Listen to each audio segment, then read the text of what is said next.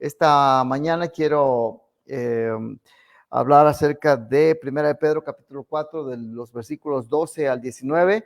A esta presentación le he llamado regocijo y consagración. Regocijo y consagración, porque estas dos cosas son dos aspectos de este pasaje que resaltan. Regocijo y consagración. Aparte del sufrimiento, que va a ser un tema general en el cual se mueve aquí. ¿Cuál es el propósito de la primera carta del apóstol Pedro? Me gusta mucho un libro que se llama, es de Henrietta C. Mers y se llama algo así como Así dice la Biblia, o algo así tiene el título. Pero ella presenta en cada uno de sus libros, es como un resumen de cada libro de la Biblia, y ella cuando habla de Pedro, dice que presenta a Jesucristo como la preciosa piedra angular de nuestra fe. Presenta a Jesucristo como la preciosa piedra angular de nuestra fe. Es como presenta Primera de Pedro, y que dice que en parte esto está englobado dentro del propósito. Pero hemos hablado mucho de Pedro, de la primera carta, y quisiera que recordáramos juntos, si tienen algún recuerdo de qué es, de cuál es el propósito de Pedro. ¿Recuerdan ustedes? Pedro. A la gente que estaba pasando por... Ok, sí. Son muchas palabras de ánimo a la gente, ¿cierto? Que está pasando problemas. Es parte de su enfoque, ¿sí? De Pedro. ¿Algún otro detalle que recuerden de Pedro? Ya ven que alentar a la gente, reubicarla en este mundo. Él dice que somos extranjeros y peregrinos. ¿Cómo es eso? ¿Cómo se vive como extranjero y peregrino en el mundo? Podemos entender cómo se vive un extranjero en un país extraño de aquí, bueno, que no es nuestro país, pero peregrino y extranjero en el mundo es un poco diferente, porque aún en mi país yo debo entender que soy extranjero y peregrino, y eso pues también cuesta un poco. Precisamente Henrietta Mers dice esto: por lo menos 26 veces se refiere Pedro al gozo y la gloria que son nuestros. Gozo y gloria que son nuestros. Ella dice por lo menos 26 meses, pero también, bueno, dice los que hemos recibido la gracia de Dios, mientras que 14 veces menciona el sufrimiento de Cristo y de los cristianos que le siguen. Entonces, parte del propósito del apóstol Pedro tenemos que ubicarlo en estos tres aspectos: gozo, gloria y sufrimiento. Gozo, gloria y sufrimiento. El propósito de Pedro entonces es motivarnos a vivir la vida cristiana en medio de esta idea de que somos extranjeros y peregrinos, pero con gozo, entendiendo la gloria que hemos recibido en Cristo Jesús, y por supuesto ser muy conscientes que vamos a sufrir en este tiempo. La vez pasada hablábamos acerca de el fin del mundo y cómo es que el creyente, aquel, como dice ella en frase, en este párrafo, los que hemos recibido la gracia de Dios, cómo es que debemos de vivir ante la perspectiva de que el fin del mundo viene o está por llegar. Bueno, en un ambiente de gozo, de alegría y sufrimiento, tenemos que aprender a seguir adelante en medio de esto. Así que eso es parte de lo que el apóstol Pedro va a estar mencionando y trabajando para que cada uno de nosotros aprenda a vivir la vida cristiana. Así es como llegamos a este pasaje de 1 de Pedro 4, del 12 al 19. Voy a leerlo, ustedes pueden seguirme con la vista. Esta es la Nueva Biblia de las Américas, una versión que ser nueva simplemente nos recuerda que había la Biblia de las Américas que usaba el vosotros, esta ya usa el ustedes, pero sigue manteniendo una característica que me gusta de la Biblia de las Américas, Si ustedes se fijan, hay partes de la Biblia que está en cursiva, lo que quiere decir que esa partecita no estaba en el texto o no está en el texto griego. Igual ahí aparece alguien, está en cursiva porque no aparece en el texto griego, pero la colocan para que se entienda el mensaje o que haya hilación en lo que está diciendo ahí. Así que por eso me gusta esta Biblia de las Américas, pero también la nueva Biblia de las Américas que cambió el vosotros por el ustedes. La voy a leer, dice así: amados, no se sorprendan del fuego de prueba que en medio de ustedes ha venido para probarlos, como si alguna cosa extraña les estuviera aconteciendo. Antes bien, en la medida en que comparten los padecimientos de Cristo, regocíjense, para que también en la revelación de su gloria se regocijen con gran alegría. Si ustedes son insultados por el nombre de Cristo, dichosos son, pues el Espíritu de gloria y de Dios reposa sobre ustedes. Ciertamente, por ellos Él es blasfemado, pero por ustedes es glorificado. Que de ninguna manera sufra alguien de ustedes como asesino o ladrón o malhechor o por entrometido.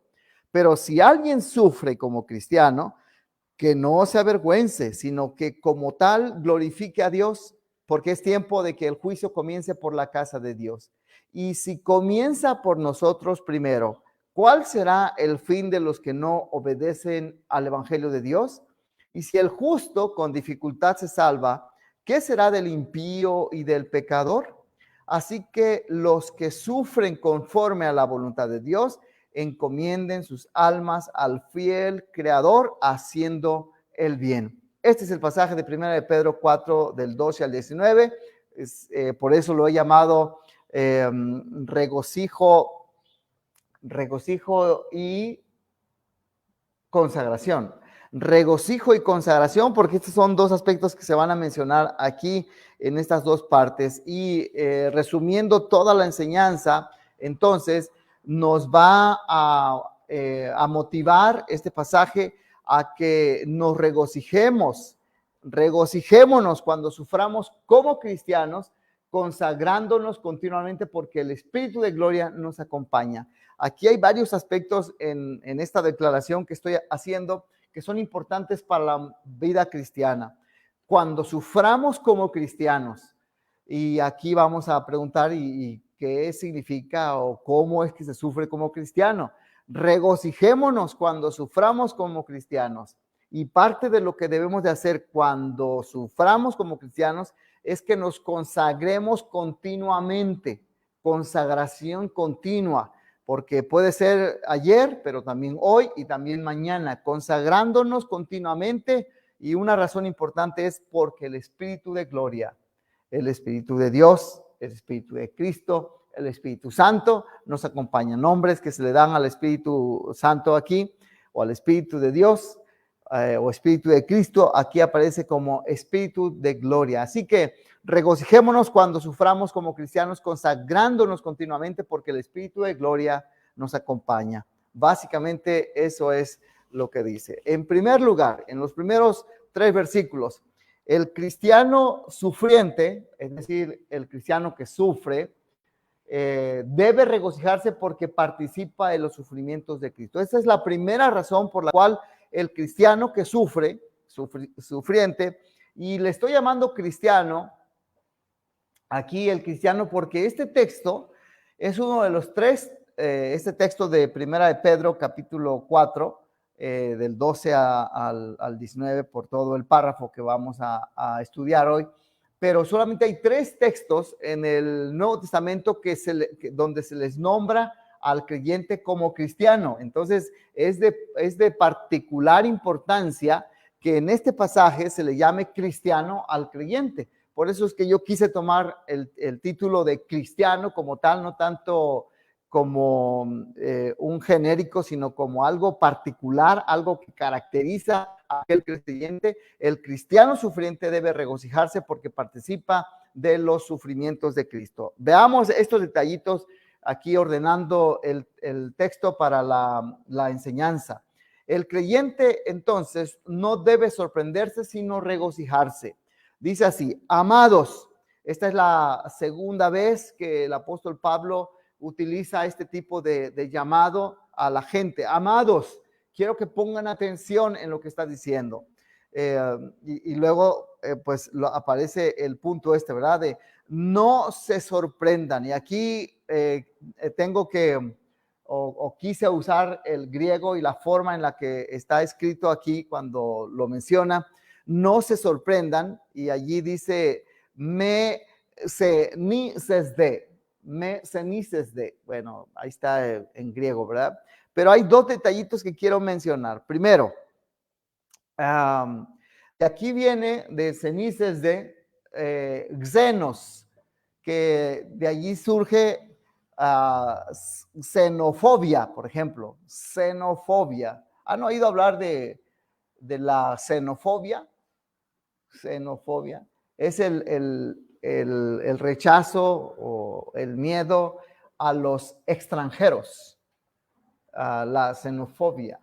Y obviamente, pues en esta época es condenada, ¿verdad? Pero lo que quiero llamar la atención, un primer punto, es que también tiene que ver con algo, aparte y tiene cierta relación el hecho de que sea algo extranjero, algo extraño, algo sorprendente. Así es como más o menos se va uniendo el significado aquí, porque uno podría decir, bueno, ¿y por qué utilizan esta palabra que también significa extranjero? Algo que es extraño, pero el punto es que lo que el apóstol Pedro quizá quiere enfatizar es que no debería parecernos como si no lo conociéramos. El tiempo de fuego de prueba es lo que sigue, ¿verdad? Que no nos extrañemos el hecho de que esto que nos está ocurriendo, que puede ser lastimoso o dañino, que no lo veamos como algo a lo cual no nos pertenece o no está con nosotros. Por eso la palabra de xenofobia, por ejemplo, bueno, aquí viene xenos, cenices de, pero dice, ustedes no deberían de sorprenderse, de extrañarse, de tratar con algo que es extraño, o que es pasajero, o que pues no va a durar mucho tiempo. No deberían extrañarse, no se deberían sorprenderse de esto. Y por otro lado, esto está en imperativo, y cuando un imperativo se está negando, así de no se sorprendan, en el griego, por eso es que lo puse en griego, quiere decir que eso es algo que ya está ocurriendo, pero que debe detenerse. Es decir, estos amados, así como los llama el apóstol Pedro, ya están sorprendidos por lo que le está pasando, como si fuera completamente extraño a ellos. ¿Qué es lo que pasa en general en la vida del cristiano cuando le vienen problemas encima y parece que le sorprende que siendo cristiano le vengan problemas? En Lucas capítulo 14, que tiene como título esta sección ahí, el costo del discipulado, se habla precisamente de esto. El Señor Jesucristo está hablando de este punto, y quiero solamente leer algunos detallitos de lo que está aquí para que lo tomemos en cuenta. En el capítulo 14 del 25 al 35 se habla del costo del discipulado. Él dice, el que quiera venir en pos de mí tiene que negar su vida, tiene que tomar su cruz, tiene que aborrecer a su padre y a su madre, tiene que estar dispuesto a morir por mí, el costo del discipulado. Entonces, ¿por qué a un creyente le tiene que sorprender que de pronto le vienen problemas encima? No debería de pasar así. Por eso es que el apóstol Pedro dice, no les debiera sorprender eso. En Juan 15 versículo 17 en adelante, el Señor Jesucristo lo vuelve a afirmar, que vamos a sufrir por ser creyentes, por ser cristianos. Por lo tanto, no se sorprendan. Es decir, dejen de estar asombrados de que viene el sufrimiento. Eso es parte de la vida del cristiano. Eso es lo que el apóstol Pedro está tratando de decirles del fuego de prueba. Y esta es otra indicación de por qué es que el cristiano sufre. El fuego de prueba, recordando los hornos en donde se calentaba el material, el metal, y para darle forma y que tuviera ese metal una función después. Pues precisamente por eso es que el fuego de prueba viene sobre el creyente, para darle un nuevo sentido, una nueva forma, tiene un propósito, y allí aparece este primer aspecto de esto. Se le da propósito al sufrimiento, al dolor de esto. Y otra vez el apóstol Pedro está afirmando que eso es parte de lo que ocurre en la vida cristiana. Y otra vez vuelvo a decir, como si alguna cosa extraña les estuviera aconteciendo. No se sorprendan del fuego de prueba que en medio de ustedes ha venido para probarlos, como si alguna cosa extraña les estuviera aconteciendo. Y hay muchísimos pasajes de la palabra del Señor que hablan precisamente de este tiempo de prueba y que funciona. Y aquí hay otra razón por la cual sufrimos, en donde antes que estar sorprendidos de que de pronto llegue el sufrimiento, sino antes bien en la medida en la que compartimos los padecimientos de Cristo. Otra vez tiene relación, y mucha relación, el hecho de que suframos y que esto vaya acompañado precisamente con lo que le sucedió a nuestro Señor Jesucristo. Y hay muchos pasajes que hablan acerca de esto, como Romanos 8:17, segunda de Timoteo 2:11, Filipenses 3:10, en el mismo pasaje del Sermón del Monte, Mateo capítulo 5, versículo 11, Hebreos 11:26. Todos estos pasajes nos hablan que otra razón por la cual sufrimos es porque es parte de de ser seguidores de nuestro gran Dios y Salvador Jesucristo. Por eso es que él dice, no se sorprendan, antes bien, en la medida, en lugar de estarse sorprendidos, antes bien, en la medida en que comparten los padecimientos de Cristo, regocíjense para que también en la revelación de su gloria se regocijen con gran alegría. Esto otra vez vuelve a ocurrir dentro de lo que el Señor mismo quiere que nosotros entendamos y sepamos. Me gusta esta declaración de Biersbe, dice así: la persecución y las pruebas no ocurren simplemente por casualidad, en el sentido de ser accidentes. Son una parte del plan de Dios y Dios tiene el control. Son una parte de Romanos 8:28, famoso versículo que habla de que a los que aman a Dios, todas las cosas cooperan para bien y resultarán para nuestro bien si permitimos que Dios haga lo que quiere hacer. Así que el sufrimiento, una vez más, no es por casualidad, sino que está precisamente a propósito para darle forma a nuestra vida. En este otro pasaje en 4:4, cuando sufrimos como cristianos, el Espíritu de gloria está con nosotros. Si ustedes son insultados por el nombre de Cristo, dichosos son, pues el Espíritu de gloria y de Dios reposa sobre ustedes. Algunos detalles. Precisamente cuando dice, si ustedes son insultados, una mejor traducción o un mejor enfoque de lo que el apóstol Pedro está diciendo es, puesto que ustedes son insultados. Es decir, tiene en cierto sentido el hecho que el apóstol Pedro les esté diciendo a ellos que dado que están siendo insultados, bueno, no deberían extrañarse de que les insulten.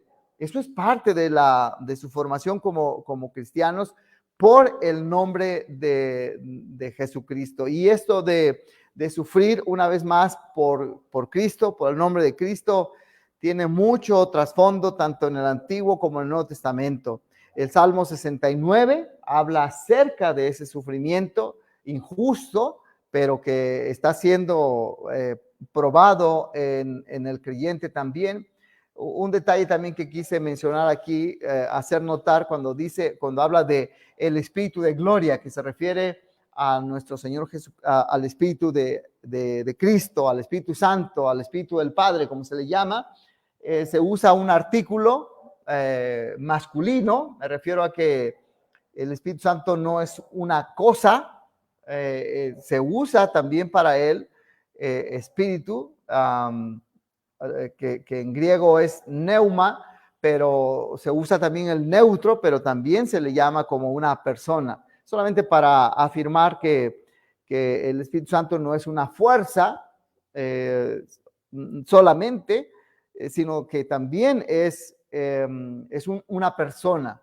El Espíritu Santo sí impulsa, empuja como una fuerza, pero fundamentalmente entonces sabemos que es una persona y la conocemos como la tercera persona de la Trinidad. Y luego entonces dice, puesto que ustedes son insultados por el nombre de Cristo, dichosos son, pues el Espíritu de gloria y de Dios reposa sobre ustedes, reposa. ¿Y qué quiere decir que reposa? Bueno, quiere decir que está con nosotros, y quizá esta es otra de las bendiciones que tiene el hecho de que suframos como cristianos, que es cuando de forma especial y particular el Espíritu de Cristo, el Espíritu de gloria, está con nosotros. Dice reposa, es decir, viene y se establece. Y yo le quise también afirmar algo interesante ahí, porque esto está en voz media. La voz media es una voz que en español sería como la reflexiva, que en este caso tiene de fondo la voz media, que es beneficioso para uno mismo.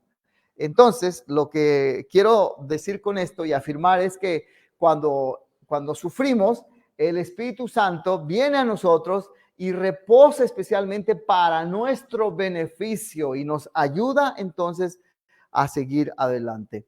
La siguiente parte, cuando lo puse en corchetes, ciertamente por ellos él es blasfemado, es decir, por los que insultan al cristiano, pero por ustedes es glorificado.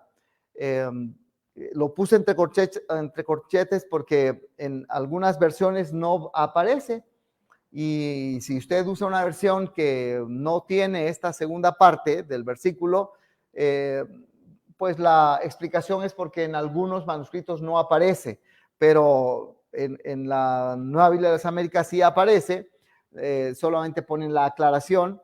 En el texto crítico griego no aparece, por si alguien lo busca, no va a estar allí, porque no está en algunos manuscritos y se ha considerado que fue añadido. Pero básicamente eso es. Pero aquí otra vez vuelve a aparecer, ahora no el artículo, sino el pronombre. Ciertamente por ellos él, y otra vez es un pronombre que se enfoca a la persona del Espíritu Santo. Y si fue añadido en los primeros manuscritos, quiere decir que desde los principios de la era cristiana ya se entendía que el Espíritu Santo era una persona, la tercera persona de la Trinidad. Así que por otro lado, entonces el cristiano que no manifieste la conducta correcta experimentará la disciplina de nuestro Dios. ¿Cómo es que se da eso? Bueno, para empezar, pensemos un momento. ¿Cómo se sufre como cristiano? ¿Qué cosa es sufrir como cristiano? ¿Usted qué opina? Debemos de saber que el sufrimiento no necesariamente viene porque uno es cristiano. Hay sufrimiento de todas partes. Por ejemplo, hay veces que se sufre pues simplemente una injusticia, no porque soy cristiano, sino es una injusticia. Hay pecado en el mundo y el pecado nos alcanza, así como alcanza a cualquier persona, y se sufre. Eso no es sufrir como cristiano. Por eso mi pregunta es, ¿cómo se sufre como cristiano? ¿O qué es sufrir como cristiano? ¿O cuál es la diferencia? ¿Qué opinan ustedes? ¿Qué piensan? Con el mundo, ¿no? El mundo del cristiano y el mundo actual, digamos, mis vecinos que no son creyentes, o que lo miran a uno raro, no le hablan, ok. Dicen cosas de uno, ¿verdad? Bueno, eso tiene cierta verdad porque si saben nuestros vecinos que somos cristianos y por esa razón nos miran mal, eso implicaría sufrir como cristiano. Eso así es también. ¿Algún otro ejemplo o qué piensan de esto? ¿Cómo se sufre como cristiano?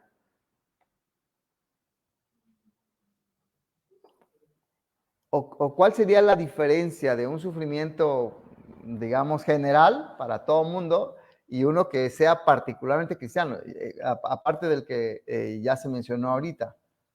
Se podría decir como tribulaciones, pero puede ser familiar, tribulación. Sí, tribulación, pero ¿cómo sé que esa tribulación es porque porque tiene de fondo que soy cristiano?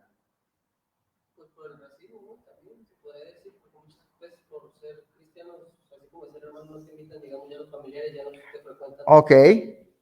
Bueno, cierto también, cuando la familia cambia su forma de ser con nosotros por ser cristiano, pues sí, también eso es sufrir como cristiano. Ya no me hablan bien, ya me hacen a un lado. Ahora sí que utilizando palabras de este tiempo, hay una discriminación por ser cristiano, solamente por ser cristiano. Y eso sería o implicaría colocarlo dentro de este sufrimiento como cristiano, ¿verdad? También podría ser cuando por algún distanciamiento o pecado perder el gozo o la comunión con Dios. También, o sea, pero eso sería más bien cómo sufre el cristiano, ¿verdad? Ok, sí.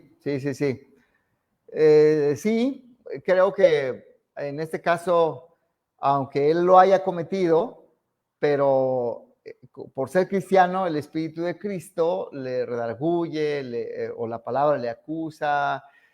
Sí, eso implicaría otro tipo de sufrimiento como cristiano. Sí, tienes razón, es cierto, es cierto.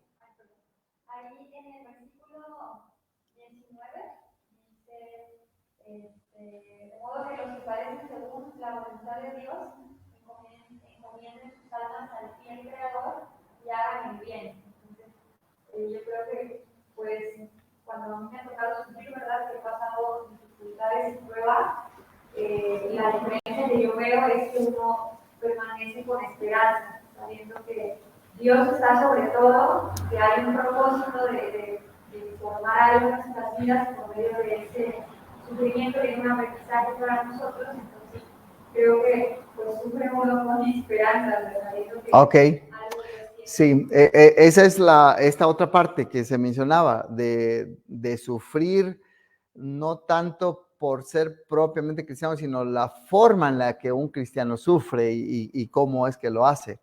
El apóstol Pedro aquí se va a enfocar a este sufrimiento como cristiano, cuando dice que de ninguna manera sufra alguien de ustedes como asesino, aunque bien pudiera haber o mal pudiera haber un cristiano asesino, eso ahora sí que no lo libera de siendo cristiano asesinar, o ladrón, pues también, por supuesto, o malhechor, o entrometido, creo que todas estos lo entendemos, pero dice, si alguien sufre como cristiano, y aquí el apóstol Pedro, a propósito y cuidadosamente, está enfocándose a la persona como que se refiere a que los demás se enfocan a su comportamiento como cristiano, porque es cristiano. Por eso mencioné también que esta es la tercera vez que se menciona, que se le llama al creyente cristiano. Ahora es muy común, pero en aquella ocasión, en Hechos 11:26, cuando dice que se les llamó cristianos por primera vez en Antioquía, un detalle curioso es que Antioquía tenía fama de poner muchos apodos era como parte de las características de ese pueblo, que ponían apodos. Entonces, pero cuando les llamaron en Antioquía a los primeros discípulos, les llamaron cristianos, no era un título honorífico, sino era para avergonzarlos. No era para decirle, qué buena persona, es cristiana. No, miren ese, jajaja, es un cristiano. Y la idea que se tiene de esto, ya que es una burla, es que él era una imitación de Cristo. Era alguien que quería ser como Cristo, pero en son burlesco le empezaron a decir cristiano. En la actualidad, bueno, en Hechos 26, 28 se vuelve a mencionar, dándole ese mismo título, y Pedro lo menciona ahí, pero Pedro también lo está mencionando miren, se burlan de ustedes diciéndoles ofensivamente cristianos. En la actualidad, en nuestros tiempos, no se usa de esa forma. Al contrario, a veces para distinguirse uno y decir que tiene buena enseñanza, con relación a la Biblia, puede decir uno, soy cristiano, ¿no? Algo así. Hay unos comentarios en Facebook. Ajá. Dice aquí Gustavo Carrillo. Dice, pastor, ¿hasta dónde debe dejar a padre y madre? Y después dice que a ustedes se la persiguieron por años como delincuente, yo me imagino como que por haberse convertido al cristianismo, no sé. Y también Marta Pérez dice que somos atacados cuando defendemos principios bíblicos contrarios a lo que dice el mundo, como el aborto, la rachera. Ajá. Muy bien. Del final al principio, cuando extendemos nuestras, digamos, lo que creemos con relación al aborto y todo eso, y lo subrayamos como cristianos, y se hace la relación de que nuestra posición así por ser cristianos, y hay rechazo hacia eso, sería sufrimiento cristiano, sufrir como cristiano, porque hay algunos que pudieran ser incluso ateos y estar a favor de la vida y decir, no creemos en que el aborto sea aceptable. Entonces, por eso es que distingo eso, ¿no? Es una posición que muchos pueden tomar, aún no siendo cristianos, en pro de la vida, ¿no? En contra del aborto, por un lado. En el segundo caso, sí, cuando alguien es perseguido por la justicia, más bien por la justicia injustamente, tenemos que entender que no necesariamente puede ser por ser cristiano.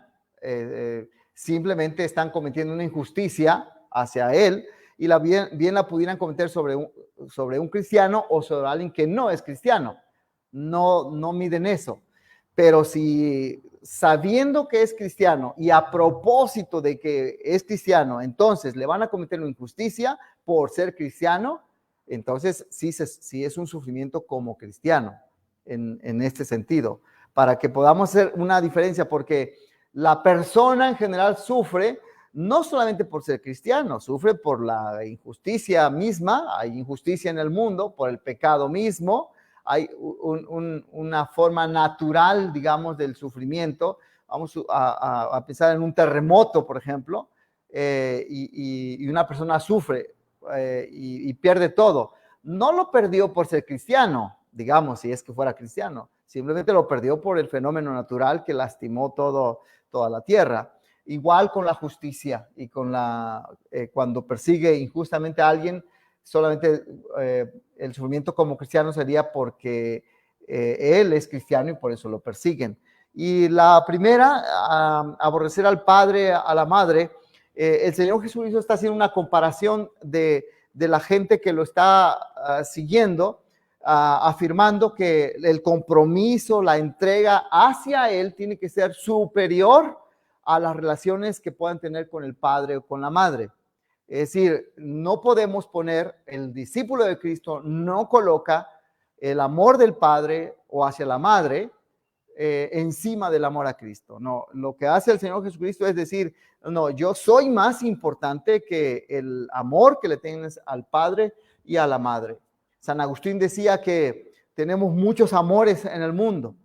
La clave para identificar cómo está nuestra relación con Dios es poner en orden nuestros amores, decía San Agustín. Es decir, ¿qué amor va en primer lugar? Pues es el amor a Cristo. En segundo lugar, pues ya puede colocar el amor a los padres o el amor a la esposa, al esposo, a los hijos, etcétera. Pero el Señor Jesucristo estaría diciendo, primero va el amor y el compromiso hacia nuestro Señor Jesucristo. Por supuesto, si existe eso en primer lugar, los siguientes amores encajan muy, muy fácilmente. No habría ningún problema en eso. Me gusta el testimonio de este amor por Cristo a pesar del sufrimiento de Policarpo de Esmirna en el siglo II. Estamos hablando de que él nació en el 69 y muere en el 155 de nuestra era. Entonces, muy, muy cerca ahí de los discípulos. De hecho, fue discípulo de los discípulos, Policarpo de Esmirna. Una anécdota que se tiene de él por allí escrita, dice que a él lo arrestaron por su fe y lo amenazaron con la muerte si no se retractaba. Entonces, cuando le pidieron que se retractara, él dijo, 86 años le he servido, respondió, y nunca me ha hecho daño. ¿Cómo podría yo blasfemar de mi rey y de mi salvador? Si por toda su vida el Señor Jesús no le había fallado, ¿cómo es que lo iba a negar ahora? El soldado le respondió, respeto tus canas. Entonces, simplemente di, abajo los ateos y te pondré en libertad. Obviamente para el oficial romano, ateo se refería a los cristianos que no creían en el César como el Dios de ese momento. Entonces, Policarpo de Esmirna, a la multitud de romanos paganos que lo rodeaban y exclamó, dijo, abajo los ateos, refiriéndose por supuesto a los paganos, a los romanos ahí. Por su compromiso con Cristo, por no negar la fe en Cristo, por afirmar su compromiso, Policarpo de Esmirna fue atado a una estaca, se le prendió fuego y así fue como murió Policarpo de Esmirna. Un sufrimiento por ser cristiano, un sufrimiento por llamarse cristiano así. Para finalizar, hay dos preguntas que creo que debemos de responder nosotros, porque es tiempo de que el juicio comience por la casa de Dios. ¿Qué quiere decir que el juicio comience con la casa de Dios? Porque es tiempo que el juicio comience por la casa de Dios. La idea es, si nosotros no mostramos un compromiso con Dios en medio del sufrimiento, entonces, ¿cómo vamos a aprender ese compromiso de fidelidad a nuestro Dios? Y si comienza por nosotros primero, imagínense, dice, si hay una evaluación para nosotros en medio del sufrimiento, y aquí está la pregunta que debemos responder. ¿Cuál será el fin de los que no obedecen al Evangelio de Dios? ¿Cómo responderíamos esta pregunta? ¿Cuál será el fin de los que no obedecen al Evangelio de Dios? Vean el contraste. Dice, y si nosotros entramos en juicio de sufrimiento, obviamente por los malos que nos están causando sufrimiento por ser cristianos, ¿cuál será el fin de los que no obedecen al Evangelio de Dios? Y vuelve a repetir. Y si el justo con dificultad se salva, ¿qué será del impío y del pecador? La primera pregunta es, bueno, ¿y si nosotros que sufrimos por ser cristianos, por parecernos a Cristo Jesús, entonces ¿no será posible que veamos que va a haber mucho más sufrimiento para aquellos que no obedecen el Evangelio? Y si nosotros, que somos justos por Cristo Jesús, por la obra de Cristo Jesús, en medio de estas dificultades nos salvamos, imaginen ustedes al impío y al pecador. Será imposible que sin Cristo se salve. Esa sería la idea. Así que los que sufren conforme a la voluntad de Dios, y este es un recordatorio del apóstol Pablo para recordarnos que el Señor tiene todo bajo control. Dice, los que sufren conforme a la voluntad de Dios. El sufrimiento es parte del paquete que el Señor nos coloca a cada uno de nosotros para que crezcamos en nuestra vida espiritual. Habría que preguntarnos, ¿y cómo sé que eso es la voluntad de Dios? ¿Cómo lo sé? Que ese sufrimiento pertenece o encaja dentro de la voluntad del Señor. ¿Cómo lo puedo hacer? Bueno, en el versículo 17, el apóstol Pedro vuelve a recalcar que el sufrimiento es parte de la voluntad del Señor, pero ¿y cómo sé que es parte de la voluntad de Dios cuando sufro? En parte lo ha respondido en el versículo anterior, cuando sufre como cristiano. Cuando sufre como cristiano, debemos de tener la seguridad que es parte de la voluntad de Dios, porque Él lo tiene bajo su control. El otro sufrimiento sería cuestión de que lo analizáramos para conocer si eso es parte de la voluntad de Dios, cualquier otro sufrimiento. Pero del que sí podemos estar seguros que es parte de la voluntad de Dios es cuando sufrimos por parecernos a Cristo Jesús. Y por último, una de las cosas que él menciona que debemos de hacer cuando sufrimos es que encomendemos nuestras almas al fiel Creador, haciendo el bien. Fíjense con lo que dice, encomienden sus almas al fiel Creador, presente, es el tiempo presente, es decir, continuamente. Si continuamente estamos sufriendo, continuamente estemos encomendando, estemos colocando en las manos de Dios, dice ahí, nuestras almas, en las manos del fiel Creador, entregando nuestro ser. Pero también es un imperativo. El imperativo, el mandato, apela a la voluntad. Es como si el apóstol Pedro les ha estado diciendo antes, le está diciendo, ustedes no deberían extrañarse de que llegue el sufrimiento, dejen de estarse extrañando de eso. Al contrario, si sufren como cristianos, puesto que sufren como cristianos, es decir, porque está dentro de la voluntad de Dios, lo que ustedes tienen que hacer es depositar su confianza, lo que les está pasando, en las manos del Señor. Y lo apela a la voluntad. ¿Quieren hacer eso? Eso es lo mejor que pueden hacer. Por eso es un imperativo. Y por último, está en voz media, porque si nosotros en medio del sufrimiento depositamos nuestra vida en las manos del Señor, eso es beneficioso para nuestras vidas. Eso indica la voz media, que es un beneficio para mí.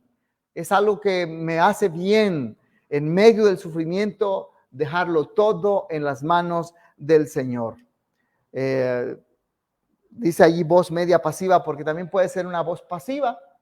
No sé, ahora sí que cada quien puede tomar la idea de que eso que cree que va mejor. Yo creo que es voz media, porque es conveniente que cada uno de nosotros, cuando sufrimos conforme a la voluntad de Dios, en lugar de luchar contra Él, mejor le depositemos a Él nuestra carga, y eso es beneficioso para todos nosotros. Muy bien, ¿qué hemos aprendido hoy?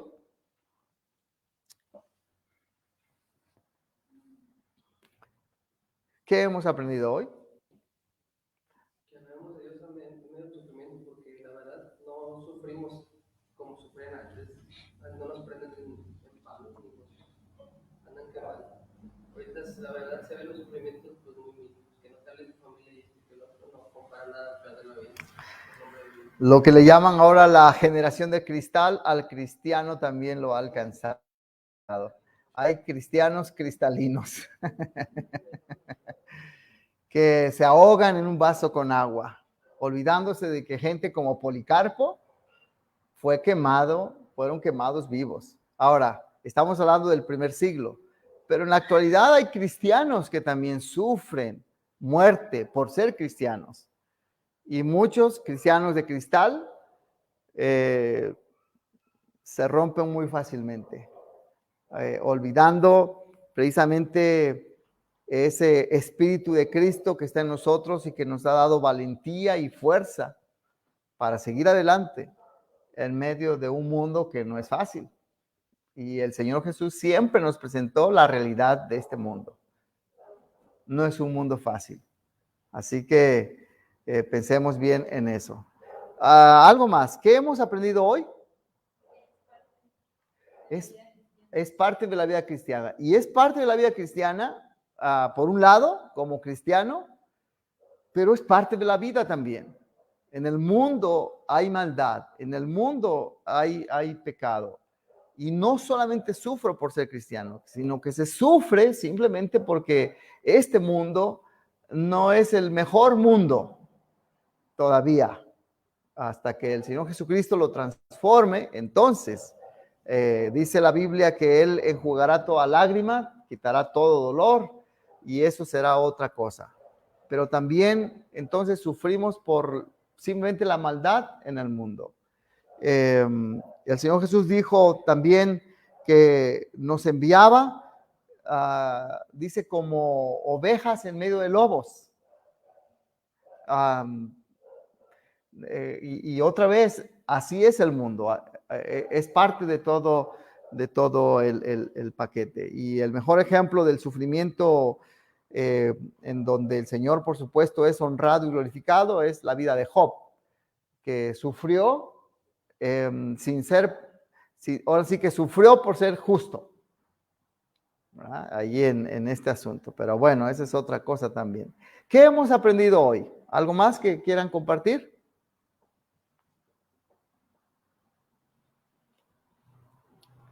Que es un gozo sufrir por el Señor. Digo, uno debe sentirse así, ¿verdad? Claro. De ser ofendido. Por ser cristiano, porque es como, vamos a poner que camina Cristo a un lado nuestro y nosotros vamos ahí, digamos, a su lado, abajito siempre. Pero cuando sufrimos por ser cristianos, por parecernos a Cristo, es un honor elevarnos a la estatura de los sufrimientos de Cristo, porque eso es lo que dice Pedro. Dice, a la semejanza del sufrimiento de Cristo Jesús. Entonces debería ser como, qué bien que estoy sufriendo por parecerme a Cristo. Por eso dice, no se quejen porque sufren porque son asesinos, ladrones, malhechores, entrometidos. No, eso no. No hay razón por qué regocijarse. Al contrario, sería una vergüenza eso. Y él lo dice, ¿verdad? No se avergüencen, porque yo creo que él se acuerda cuando se avergonzó del Señor Jesús, ¿no? Pero sí, esto es cierto. Muy bien. ¿Alguien más? ¿Qué hemos aprendido hoy? Los que escriban en Facebook, más tarde les respondo ahí sus comentarios y no los vemos a tiempo. Ok. Regocijémonos cuando suframos como cristianos, consagrándonos continuamente porque el Espíritu de Gloria nos acompaña. Básicamente esta es la enseñanza de Primera de Pedro, capítulo 4, versículo 12 al 19. Sufrir como cristiano debe llevar como consecuencia en nuestra vida el regocijo y como resultado consagrarnos continuamente y contando con la gran bendición que el Espíritu de Cristo, el Espíritu Santo, de forma muy especial, dice, reposa, está con nosotros para fortalecernos y consolarnos.